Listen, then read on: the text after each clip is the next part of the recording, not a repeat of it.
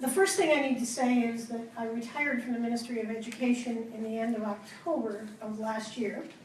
So I need to sort of give you the sort of legal subtext here. It means that I'm not here on behalf of the Ministry of Education. I do not represent the Ministry of Education, and I cannot speak on their behalf. I just want to be really clear.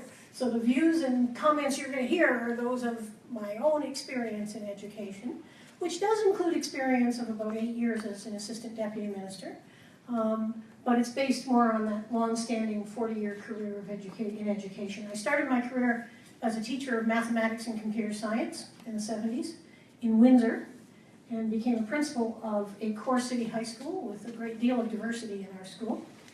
Went on to become the director of the Greater Essex County District School Board, and then led the Student Achievement Agenda at the Ministry of Education for the last 8 years of my career.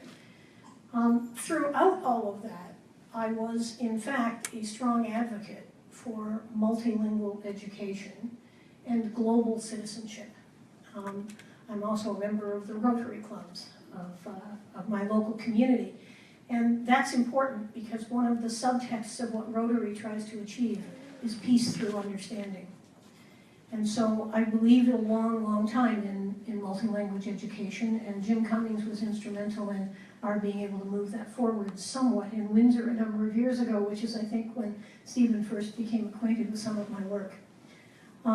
The first thing I would say is I believe honestly that for many of our children, not all, a multilingual education actually exercises their brains at an early age, develops new neural pathways and transmitters in the brain, and is generally good for them at an early age. In vernacular, I think it makes for smarter kids. It's one way. Not everybody has to do it through multilingual education, but I think it's an important part of what should be offered in our communities for people. I will tell you I'm more of a believer in multilingual than I am in bilingual per se. I think some of the schools I've had a chance to visit in the U.S. Have offered things like a Middle Eastern language, a Pacific Rim language, as well as Spanish and English, all in one elementary and secondary school combination. And the kids in those courses, in those schools, just grow up speaking any number of things. We have a seat reserved for you here, Jim. It's so good to see you again. We can talk afterwards. Anyway, I think that language development's really good for a kid's brain in the early years, and Jim, I'm sure, will have all sorts of research that he'll be able to share with us that will go along with that. I, of course, am, like so many people, a child of immigrants to our country. My parents immigrated in 1925 and in the early 30s. And they were at a time when people believed that you would inhibit your learning of English if you spoke a foreign language in the home. And we didn't know any better, and consequently, I just came from speaking to a group of Dutch educators, high school teachers from Holland, 50 of them, visiting schools here. And I spoke to them about improving education, but I had to speak to them in English because I do not speak my own heritage language. And I am uncomfortable with that and disappointed in that. And Jim Cummings' research, which I'm sure he'll tell you more about, taught me as a director of education that in fact you will strengthen a child's ability to learn English as a second language if you also develop a mature language in their own first language. And so the kinds of things that I think need to happen if you're going to advocate with the ministry to have the law modified to permit this is there has to be, I think, a broader understanding in the mainstream of why multi-language education isn't just a niche market for people who already are of a particular heritage group. So changing your name, I think, was a good step, because it has to be about more than just Mandarin language. It has to be more than about Arabic languages, etc. Jim actually helped me set up what became labeled as a transition to English program so we could fit it within the Education Act in one of my elementary schools in Windsor, in which from kindergarten to grade 4, the program is about 40% Arabic language. And the results of the research, which I've encouraged you to share with them, Jim, to me were really instrumental. The first thing we noticed was that it increased parental engagement in our schools incredibly. There were parents everywhere. These are new immigrants to our community who learned about Canada and its values and its ethics and its its attention to diversity in a school with their kids, visiting classes, etc., and understanding the language. And the moms and dads who visited, I think, learned a lot of English along the way as well. So I think there's that reason to pursue it for those groups of people.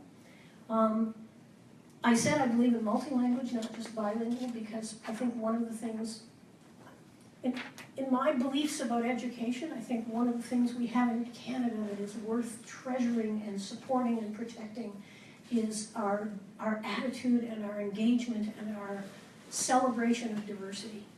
We know as Canadians that our country is so much stronger because we are so diverse. Any organization or institution I've ever seen, the more diverse it is, the more diverse the opinions around the table, the more successful and innovative that organization can be. That's an important thing here in Canada. We need to protect it. But I would say as well that one of the ways of doing that is, in fact, to teach multi-language education in our schools. That as kids learn new languages, they learn new cultures. They learn to accept and celebrate the differences that people bring to the table with them. And to me, it becomes that next bridge to a world in which we actually are even more successful at engaging great diversity of people in our country, helping them build the kind of future we all want to be part of. So I know those are kind of high ideals, but I think there's a huge argument around those ideals that can be made. And in fact, the seeds of those things are planted in the ministry's Achieving Excellence, their aspirations for the next generation of educational improvement in Ontario.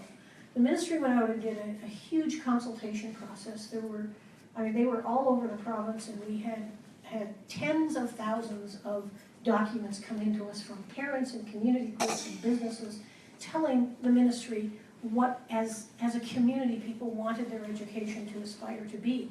And the goals came down to wanting children to graduate from our schools as people who were personally successful, good human beings, who were nice neighbors to have, who could think through things and come up with good and new ideas and so on.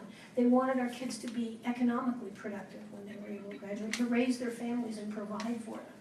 They wanted them as well to be engaged citizens, not just of local communities, but of the country and of the globe. And there's a whole theme of global education in that document that's on the ministry's website. It's called Achieving Excellence, that I think you could use as a springboard for saying it's time that the ministry, perhaps in the next term of a government, was in a position to be able to look at those issues. Like there's the best way to move anything forward with the ministry and the minister is to, first of all, demonstrate that people are going to advocate for it to happen. But secondly, that there is a good body of evidence and research that supports that as a change that you want to make. And that evidence and research, I think, is there hugely around multi-language education. There are other places in Canada doing it. It's an idea, I think, whose time has come. And if I were off out there somewhere, I'd want to make it a province-wide piece, but I'd try to find some way that by the time the next election came along, candidates right across the province were getting questioned about whether they support the notion of multi-language education. It would be an interesting political debate to raise as a run-up to an election down the way, and I can say that now because I don't work in the ministry anymore as we go along. Anyway, just checking to make sure I have it. I just would really encourage you to keep on with what you're doing here, and to make the group more diverse and larger right across the province to the degree that you can. Because our kids need education that's real life education, that's authentic, rooted in relevance in their communities, and language education can be the bridge to doing that too. So with that, I'll turn it over to the next person. Thank you very much.